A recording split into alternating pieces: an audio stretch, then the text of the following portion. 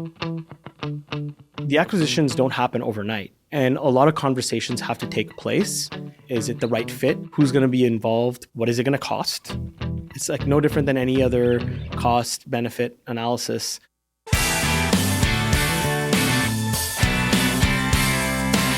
Welcome to Learn with Shopify. I'm Shuang Esther Shan.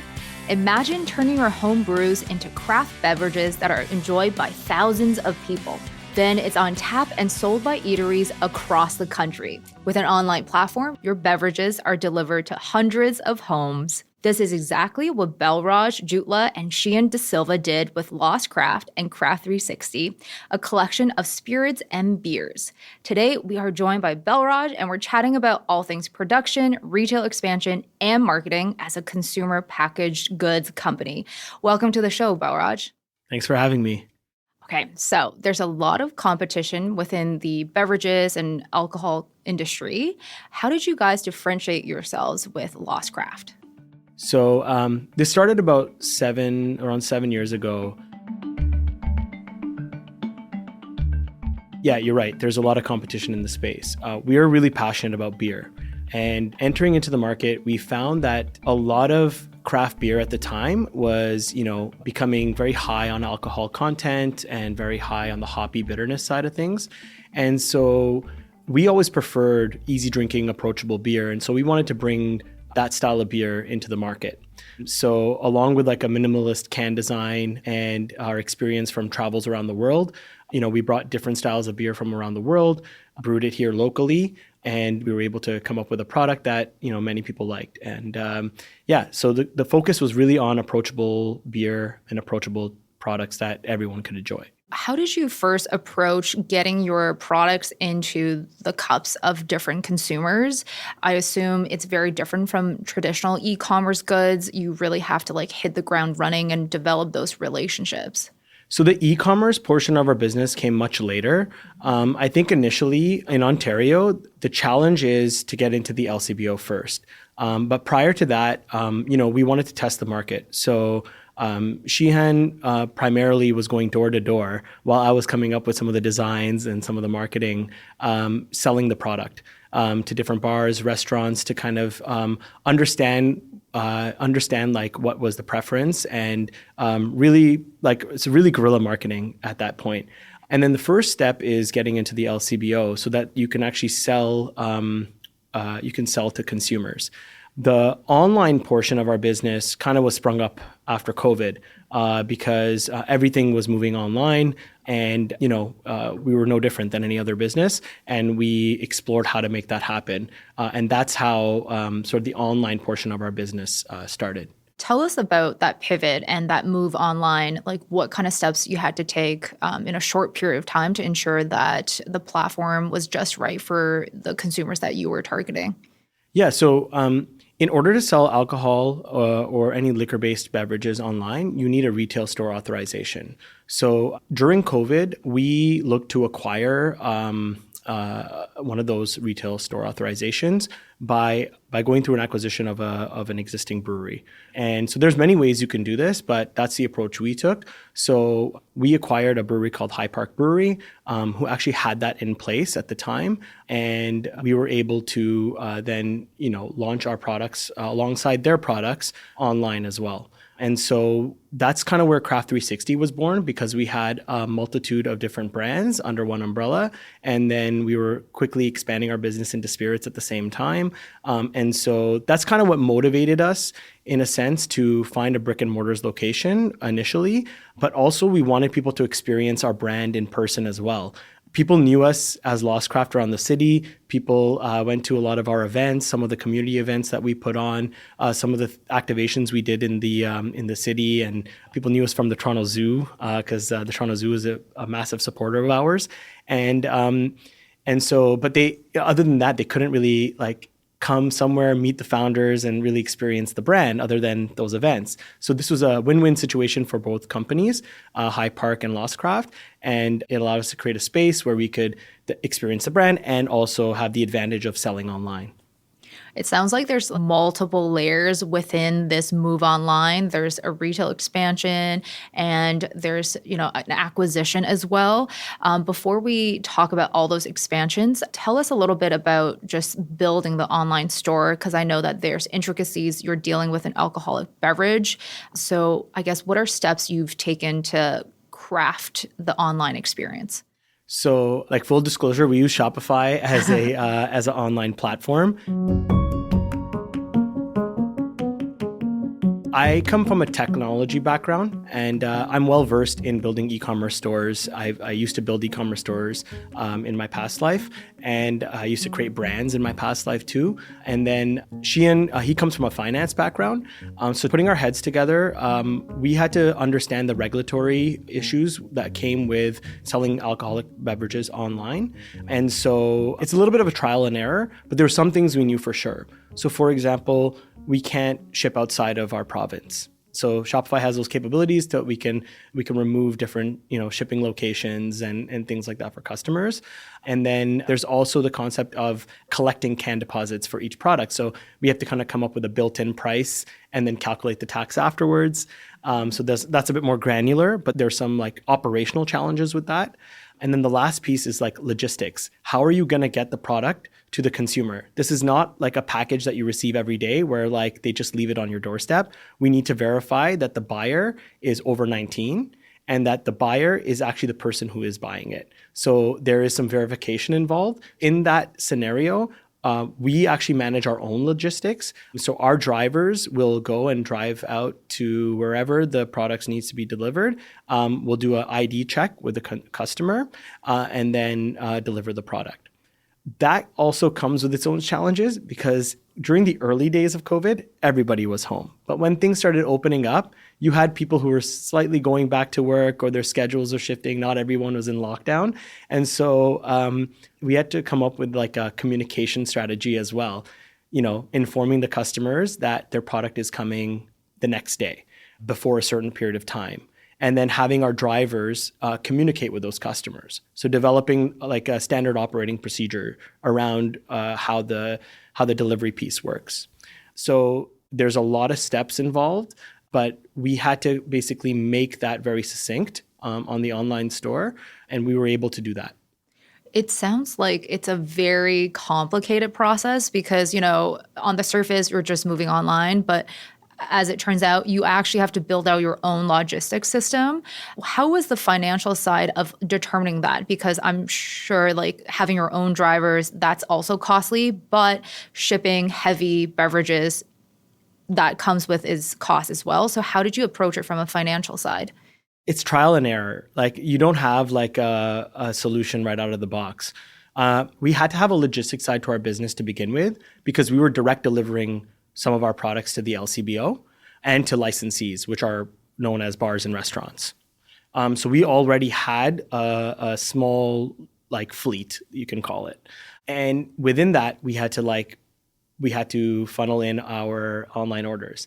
Now, at the beginning, we didn't want to disrupt the licensee business. And so just to kind of understand how the logistics would work, myself, our friends were delivering out the product. As a business owner, you need to understand how your customers are expecting to receive your product so that we could come up with the standard operating procedures that we can share with the drivers and share with our team. And our team is super customer focused, but still you want to be able to be feet on the ground and see kind of what your customers expect. So that's how we actually trialed and errored it. From a cost perspective, we try to combine our regular deliveries out to licensees and LCBOs along with the home delivery. So the routes sort of increased from like 15 stops to 20 stops, in some scenarios. In other scenarios, we had to hire another driver. But we were able to pivot a little bit in COVID because in COVID, we weren't delivering much to licensees because licensees were closed. And so we were able to pivot a little bit to LCBOs and home deliveries. And then when licensees opened back up more recently on a regular basis, we actually had the process built out. So now we're able to kind of be more efficient with our combined force. Lots of moving pieces and dealing with different restrictions. This also parallels your marketing because you are limited on what you can say and how you can actually market your products. So, how did you guys approach the marketing aspect? So from an online perspective, we didn't change too much on how we communicated through, like, let's say our social aspect, like social media, but we did start letting people know that our products were now available online and that they can not only buy from the LCBO, they could also buy from us directly. We also had not every product that you make ends up at the LCBO. So we were also able to offer like exclusive products that came directly from us. That's one way where you can start selling product directly through your channel and grow your channel. Also, the unique ability to maybe mix and match products. So we have mix packs on the website as well. So you're able to like mix some High Park beer with Lost Craft beer. You could buy that together. You can make a combined cart with those items. So it gives customers a little bit of optionality as well. Because although both companies make approachable beer, they're different. And so, giving that optionality to people is I think like one of the main ways to do it. And then online, we can sort of communicate our brand, right? So over the holidays, we can do holiday gift packs. And then other holidays, we can kind of come up with different promotions and things like that we can offer. Sounds like this is very much directly talking to existing customers and like building on that relationship and giving updates. What about like reaching a bigger audience? And have you had experience just like managing different campaigns and trying to like, fill in more people at the top of the funnel? Diversity and inclusion are core values to Lost Craft as a business and to the people that work at Lost Craft. Every single one of our brands gives back to the community in various ways, to initiatives that support the community. We have a platform and we want to be able to let other initiatives leverage our platform and bring them to light. So we do a lot of community work. We do a lot of community engagement. And we also give back to the community. The other way is your standard Facebook marketing, Google marketing, Google searches. But those are some ways that we can increase just the awareness. And to us, the awareness of those initiatives is very, very important because people are doing some amazing things around the city. People are doing some amazing things to support their communities, and we want to be front and center in helping them do that because we believe that's very, very important. Let's now talk about your expansion because now you have spirits, you have 2 different beer brands. How do you go about managing the different brands and ensure like they are each distinct but also roll up into Craft 360? That's a really good question. It presents itself some challenges, definitely. You're doing a lot of the same work many, many times. We have the same values, but we have a distinct brand strategy for each. For example, we are very sensitive to, like, it was very important to us to maintain the High Park brand. They had a great Toronto brand. They were similar to us. They were doing a lot of things around the High Park community. For example, one of the beers was giving right back to the High Park Zoo.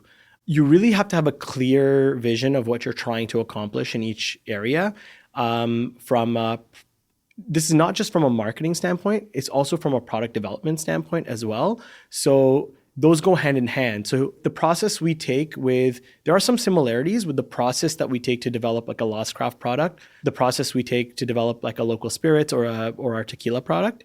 But at the end of the day, they appeal to different demographics and to different consumers. So it's just about staying true to where those products came from, where they originate from. Every one of our products actually have a unique story. Sheehan was in Germany for a trip. He went to visit some craft brewers. He came back with an idea of creating like a German Kolsch style beer. I really love whiskey. And so like this was the spirits, venturing into the spirits was driven by that to, kind of develop like whiskey and tasting different styles of whiskey and sort of creating one that you like and that you think many other people will like and that, also like stays true to your value. And then same with the tequila, like Dejado Tequila was one of the members of our team is a known mixologist in Toronto.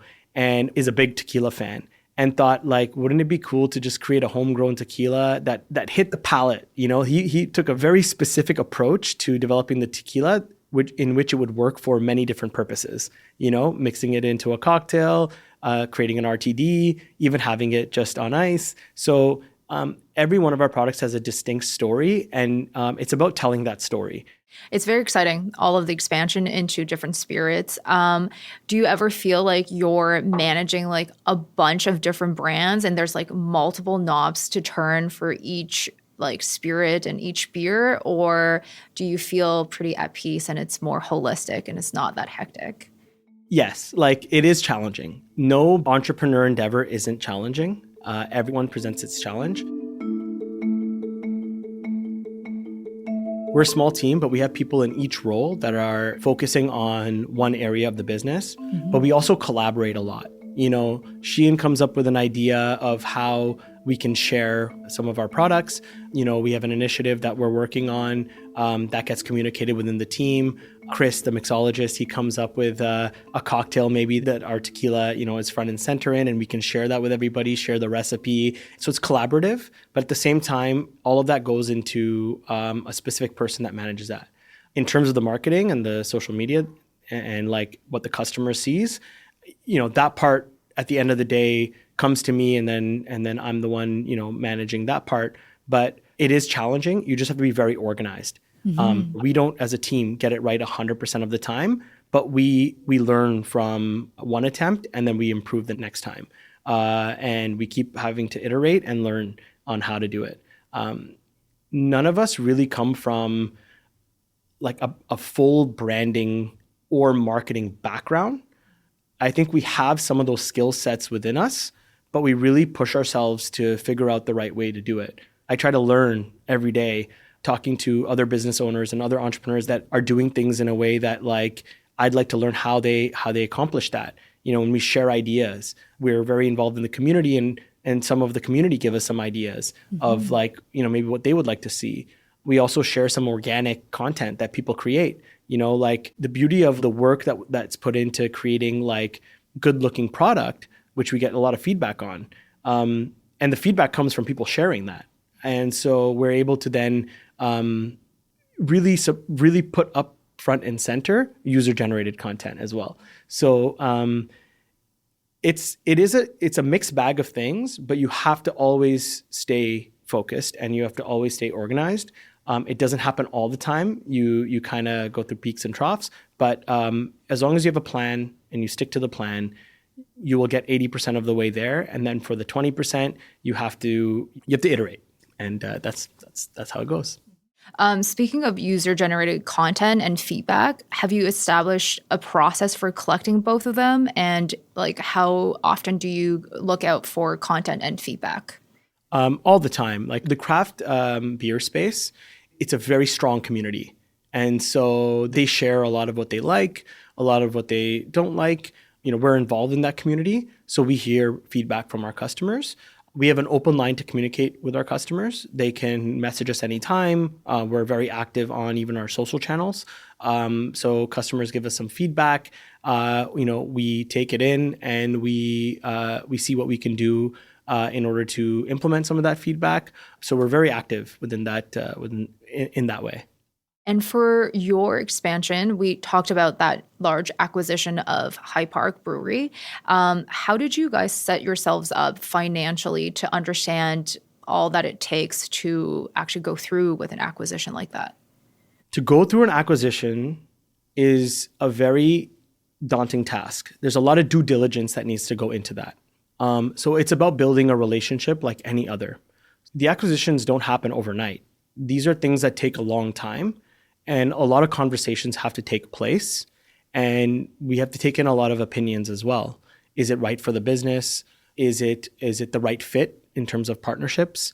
Who's going to be involved post-acquisition? What is that going to look like? What is it going to cost? It's like no different than any other cost-benefit analysis that you have to go through when you're creating a product or a marketing spend or anything like that. You have to look at all of these factors. So it takes a lot of time.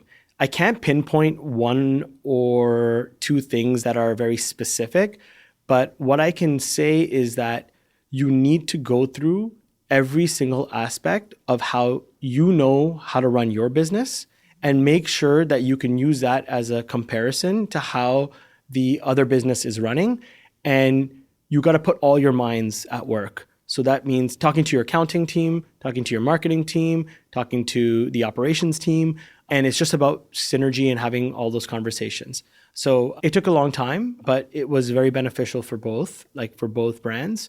You have to be very patient with it, and you have to be very smart about it. And so I think that's the way I would approach any scenario that way. No one scenario is the same.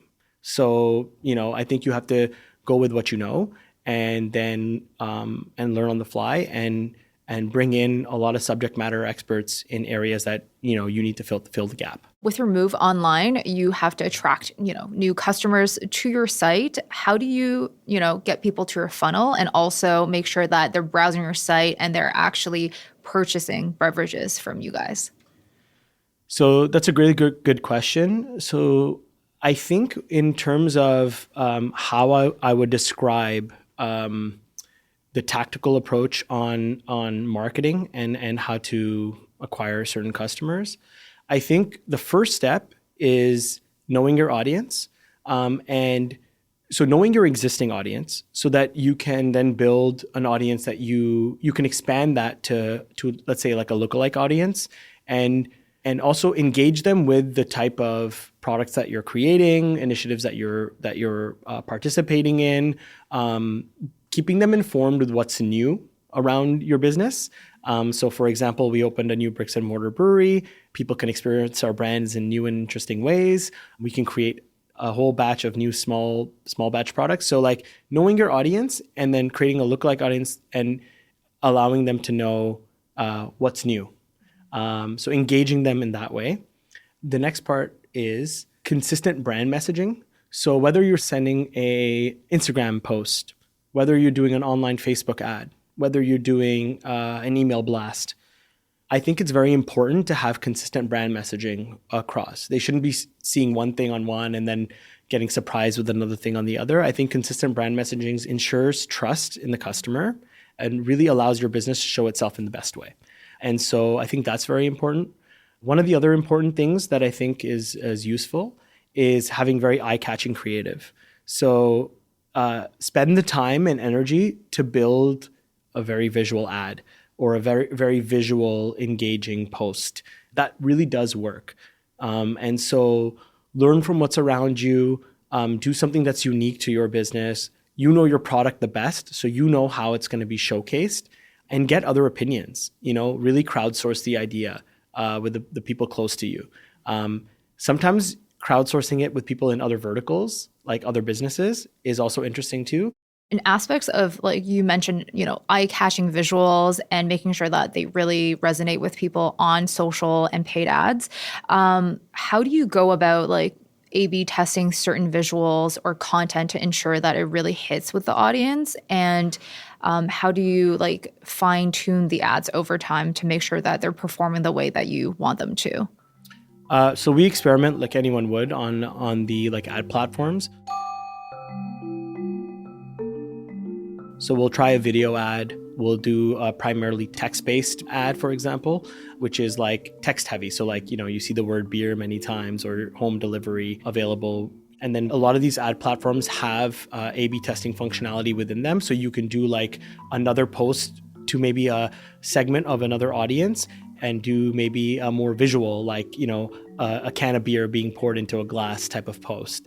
And then you can A/B test that. So a lot of these platforms like Google and Facebook have the ability to build A/B test and kind of tell you with the analytics what performed better and in which way did they perform better. And a lot of these services have consulting arms to them, where a Facebook advisor or a Meta advisor will kind of guide you through the ad platform. There's a lot there. I'm not going to claim I know every little aspect in that, but I'm learning, and I'm always trying to improve the strategy. So I think take advantage of those resources. They're provided to you by some of these organizations, and then they help you get more familiar with the back end of the ad platforms, and then you can learn how to optimize your budget the best for you. And for what your goal is as well.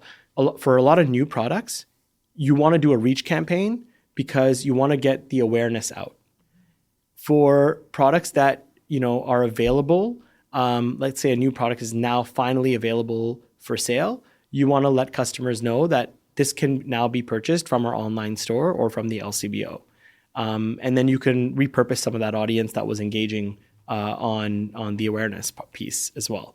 So really take a look at, really use those services at hand. But that's how I've been doing it. I've been learning over time, and you will know right away what works and what doesn't from a initial standpoint, because the stats will tell you. The stats will show you the click through. The stats will show you. They may not now with the iOS sort of limitations to ad campaigns. They'll show you engagement. They may not show you the full conversion. One thing I noticed is like on email marketing, why we pivoted very strongly on email marketing, we found that actually worked better for our style of customer and to announce new products, because our customers are really like looking forward to our emails and learning what else we're coming out with, and learning about the bricks and mortar location. And they kind of see new and interesting things happening. And with an email campaign, you can actually see a lot of the conversion. So we actually use the built-in Shopify email campaign tool. That for us was a lot more actionable. How did you go about, I guess, collecting the first set of emails to ensure that there's customers within that channel that you can communicate to? And then I guess the types of content that through the emails really did well in terms of conversions. So the behavior that we noticed primarily around COVID is online purchasing. E-commerce saw a huge behavioral shift, I think. You had people in different age demographics that were learning to buy online, pick up in store, buy online, have it delivered. So we used our existing customer base, which we acquired over time, and people signed up to our newsletters. I mean, we've had a website for a long time. We just didn't sell beer through our website for a long time.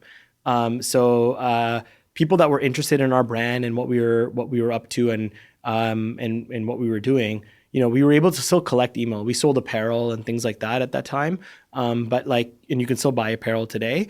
But people were just interested in the brand and interested in what we were doing, what type of community involvement we had. And I think like using that customer base, and then also we had the advantage of working with the Hyperpark customer base as well. As a consumer, like I always want to know what's new and what's upcoming. I want to know like what's the new flavor of the month. You know what I mean? I'm looking at like what features does a restaurant have? What is the new what's the new shoe gonna look like? What's the new colorways? That type of thing. So I'm always looking for that. What is Apple gonna release tomorrow? You know what I mean? So that type of thing. So now you have different brands in craft beer, also different kinds of spirits within Craft 360. What does a typical checklist look like for a product launch when you're developing something new? Whenever you're making any consumer packaged good, when you make your first one, you're sort of in the dark and you kind of have to come up with it on the fly. And, I need to get this design done. I need to get this approved. And then I need to send the label to the printer, and I need to coordinate the label with the can supplier. And there's a lot of moving pieces. But once you get that down packed, there's repeatability in that process. And most packaged goods follow that process. So what I did for myself and what the whole team uses is essentially like a spreadsheet. We create a Google Sheet with our products, and then we basically have each column represents like an item that we have to do down the line. So, the first thing is the design. The second thing is contact the suppliers for the type of package you want to put it in. Is it a tall can? Is it a stubby can? Is it a bottle? And then transfer the design to the label, proofread the label. Send it to the printer, create the tray, the box that it comes in, print out the UPC codes. Do they need to be stuck on the box or do they not need to be stuck on the box? So it's sort of like a checklist, actually. So you go through that process so that you don't miss any one piece, because any one piece can cause a massive delay. So building that out, it's like muscle memory, but honestly, when you're working on many different products, it's very easy to forget something or to miss an email or to keep that top of mind. So putting that piece outside of your mind makes it very objective. And it also creates transparency so people know where things are at and when things are happening. And I guess what's the process like of the actual spirits and beers? Like what's the QA process of ensuring the taste and the production is exactly to what you guys have imagined it to be? As you can imagine, it's a very fun process. But other times it can be challenging because obviously you're tasting some of the products at different stages of its development. So it's not always like what the finished product's going to taste like. But you have to kind of develop a palate to understand how it's going to turn out and when it goes to turn out. I mean, we have a consumable product, so that's something that we can test at different stages. We also work with the distillery and we brew our own beer. And so our brewer kind of brings us the beer at different stages, and our distillery will, in the ideation state and when you're kind of developing what something's going to taste like, they'll bring you different samples. So you're doing a lot of sampling, and always sample responsibly that's what I use. So you're sampling them, and then you need to be very concise to what your palate is. And it's very important to get different opinions. So I think like just having an approach and then narrowing down the approach. So, at the beginning you might have 4 samples, but then really narrow it down to 2 and then, get to your 1 sample, and then make tweaks to that one final sample. Like I want to dial up this, or I want to dial up that, or I think it needs a bit more of this or a bit more of that. That's the kind of process we take, but we do it as a small team, and then we run with that. You've been at this for 7-8 years now. What kind of tips would you give to yourself just starting out? It's a really good question. I would have get very organized.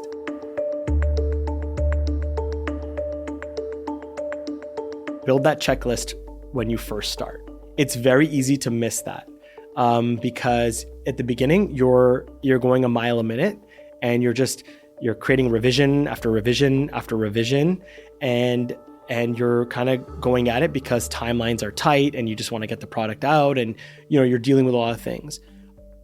Always make some time to review what you just did.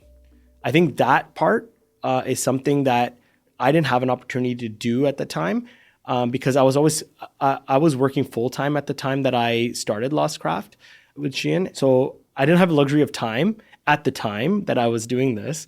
I skipped that step. And the other thing is do a consistent status check and communicate clearly with your partners or with your employees with what's happening in the business and how things are moving. It's no different than any other sort of like project or team sport or anything like that. Just have constant communication with those that you are working with. That are things meeting expectations that everyone has? Are things, are things moving smoothly? Is there anything that like the other person can do that helps your process? Really take time out for that. It's very easy to let that slip. But I think those 2 things are very important. So take time to review what you just did, and really build a process around it if you can. And the last thing is communication with whoever you're working with to make that happen. And I mean, I like to end things in 3. The last thing is just, you were saying, how did you build your customer base and this type of stuff? Like, I wish I started sending email blasts earlier, just to kind of we were still developing new products and new things. I look back and I'm like, I had a lot of ideas at the time, but you get so narrow vision because you're working on one specific thing and you really need to see that thing succeed. So, developing the one product, that if you have an idea, like experiment right away, get it going and review what you just did. So go back to that point and then start building a process to implement that. Because when you start those things early and you kind of get those things going, you really build a fully functional item. And nowadays you can automate a lot of this stuff. And then you can go in at any time and tweak what you need to. Let the automation do some of the work for you, because you can keep your team very lean and you can see the benefits from that. I did want to ask about, both yourself and Shein were working full time and running Lostcraft. I guess what tips do you have for founders who are also building side hustles that they hope to turn into a full time business? What would you suggest they do? I think you have to evaluate your business the same way as you would another opportunity, and make kind of sort of like a pros and cons in your head of like, whatever your scenario is and whatever your everyone's situation is different. Everyone's life situation is different. You go through different things you're at different periods in your life when you're starting a business. You have to just evaluate for yourself the other opportunity, which is your side hustle. If your side hustle is like doing comedy at night, at nightclubs, it only happens at a specific time, right? If your side hustle is going to be maybe another full-time job that you're trying to create for yourself, it's a different scale, right? So different ambition in other areas. I'm not saying one is right than the other, but there's just different types of side hustles. So what I would say is like, evaluate the two items, make a list of like pro and cons. It's very basic, and just see like, where is my time very valuable and what benefit will my time, if I devote to it? Like if I spend 100% of my time doing product marketing, what benefit will that have to my business? And then you have to make that evaluation. It's a bit of projection and a bit of belief. I will say one thing. However you leave your full-time career, the one thing that does happen is you unlock, it's like kind of getting the mushroom in Mario. You unlock a part of your brain which is fully devoted to the thing that you're doing. It's almost like when you first started your business, you restart and you're like, oh my God, like I have all this time and I have all this energy and I have all this clarity now of what I can do. And then, it's a matter of getting organized, and it's a matter of like applying the same effort you would when you were doing both things. So for new founders who want to launch a product, what are some steps that they should take? So like I mentioned before, a lot of these, when you're starting the product, you notice a lot of repetition in that flow. But if I were to sum it up, I would say the first thing to do is come up with your packaging design. The second thing and crucial thing to do is create an approval process where you're proofreading your design and you're making sure that it fits all the mediums that it's going on, whether it's a bottle, can, or anything. Create mocks of the products, like digital mocks. There's a lot of tools out there now. You can get digital mocks for almost anything. So create the mocks, and then create content with the digital and the physical items. And then once you shoot the content, make sure that you're optimizing it for all the channels it's going to go on to. Is it going to go on social? Is it going to go on web? Is it going to go in print? Make sure that you're optimizing for that. And then the last thing is just sit back, enjoy your product, and repeat. I guess to wrap up, for those who are into home brewing and they think maybe this could be a business, it sounds a little daunting because, online marketing is limited and there's restrictions. Your delivery system, there's restrictions. When you wanted to go online, you had to go through an acquisition. There's a lot of extra hurdles because you're selling alcohol. So I guess, what are things that you say to those people who are interested to enter into this space? Like, what do they need to think about? What are the key things that they should know? So for this space in particular, do your research. Learn as much about the area. This is not something that's unique to Ontario, Canada. This is something like alcohol sales have some restrictions in different provinces and different, some restrictions are less, some restrictions are more in different countries. And so for anybody looking to get into this space, I would say do your research and be very proactive on the things that you need to adapt to make that possible. And follow the right channels. I cannot stress that enough. Like if you're following the right channels, and usually it's not always laid out for you, but if you're within the community, learn from others that are doing similar things to you and really take their feedback and progress forward from there.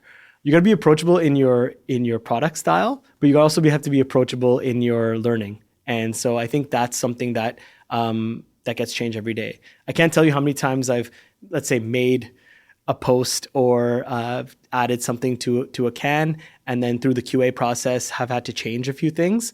That's all part of it. And then you learn, and then you just make that adjustment. And then regulations also change, by the way. So just because you have it figured out in one calendar year, the regulations might change. There's a period of time where that regulation is enforced. And then you have to make a decision. Do I stick with the old regulation or do I stick with the new regulation? Is it a right time for my business to add something to my can to make it applicable for the new regulation? Or depending on how much material you produced, how much inventory you're sitting on, what do you do then, right? So you have to make those decisions kind of on the fly. Lots of moving pieces, but very excited for you guys and excited to see where you guys progress to next. Yeah, thank you very much. Yeah, thank you so much, Balraj. Balraj Jutla is the co-founder of Lost Craft. Thanks for being here. Thanks for having me.